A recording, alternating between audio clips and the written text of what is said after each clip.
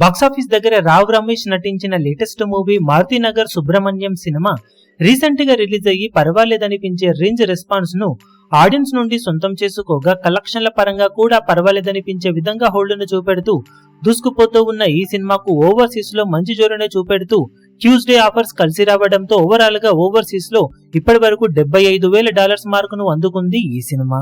తెలుగు రాష్ట్రాల విషయానికి వస్తే వర్కింగ్ డేస్ లో కొంచెం స్లో డౌన్ అయిన ఈ సినిమా మొత్తం మీద 5వ రోజు మరోసారి పర్వాలేదనిపిస్తూ 25 లక్షల రేంజ్ లో గ్రాస్ ను సొంతం చేసుకోగా 5 రోజులు పూర్తయిన తర్వాత తెలుగు రాష్ట్రాలలో అటు ఇటుగా 2.10 కోట్ల రేంజ్ దాకా గ్రాస్ ను వసూలు చేసింది.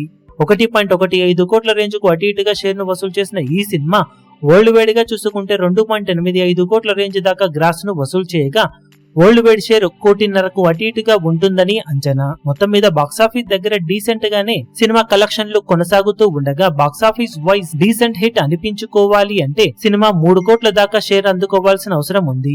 ప్రెజెంట్ ట్రెండ్ ను బట్టి చూస్తూ ఉంటే సినిమా మొత్తం మీద అప్కమింగ్ మూవీస్ ఇంపాక్ట్ వల్ల ఆ టార్గెట్ ను అందుకునే అవకాశం తక్కువగానే ఉన్నప్పటికీ ఉన్నంతలో మాత్రం పర్వాలేదనిపించే విధంగానే పర్ఫామ్ చేసిందని చెప్పవచ్చు.